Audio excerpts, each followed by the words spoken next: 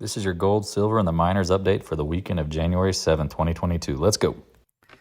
This is Dan Max at eXp Realty, aka the Trading Agent, and let's get into the metals for the weekend. Again, if I use the GLD and the SLV, I apologize.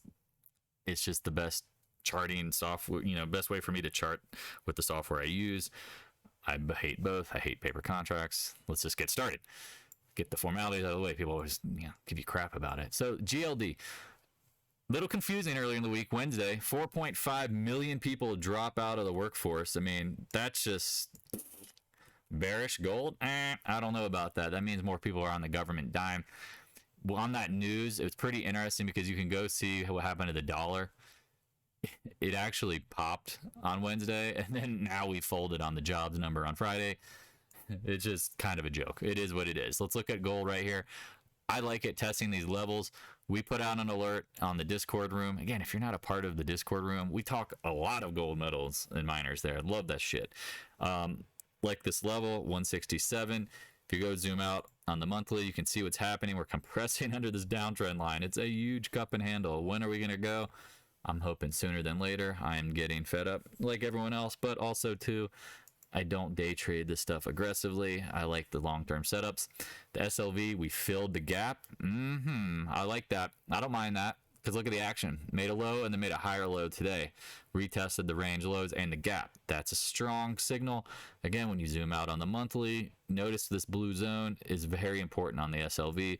Again, hate the SLV, but silver has technicals. It has technicals. Let's get into the GDX. Filled a gap. Yeah, filled this gap right here because again, remember red candles open high, close low. We filled the gap. Nice little doji today. I like it. Check out the monthly. Keep in mind we're at the channel lows. Is it possible we short end it like that? Maybe. Or do we actually hit it? I think ultimately in time you can see this is like a big ass pennant. Miners are gonna get the juice at some point. GDXJ. I feel like it's a similar thing. Gap down, filled the gap, doji. Check out the monthly. We're at the channel lows. Does it hit it exactly? If it does, you're not far off. So just keep it in mind. That's why if things don't go immediately in the direction, they might just need a little more unwind. Who knows? We'll keep in mind. The SALG, the SILG, again, retesting the lows. Very, very, very interesting. Oh, I apologize. I don't have it drawn on this chart. However, I can see very clearly what's going on because I'm married to these charts. You can kind of use that as a trend line. You can use all sorts of things.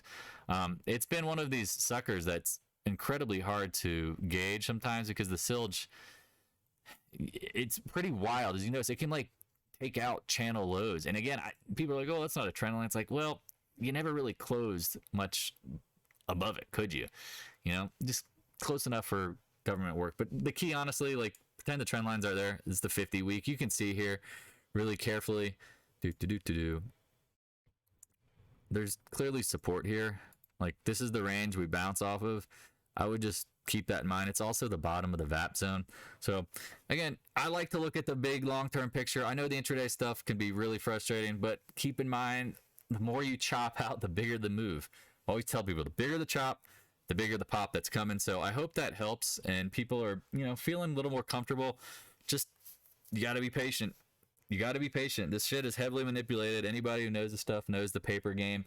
It's just going to be what it's going to be. But if you can get in at the lows, you're going to be thankful. Again, watch the video on the tech war, who wins. It's going to be commodities. Check out my other videos on gold and silver. I think you'll see there's a lot of good points that are made. Usually pretty spot on about when it's time to get in. Watch for things that, things that might be not good for gold. Again, in silver, it's a hard market to trade. Been trading a long time. Never surprised by anything. Again, have a great weekend. Stop by the Discord room. Please subscribe. I appreciate it. And you guys and gals have a great one. Talk to you. Thanks for watching. For more trading knowledge and insight, click on the videos on the right. And also join the Discord room. Link is in the description below. If you have any questions, please stop on by the Discord room and let's chat. Thank you.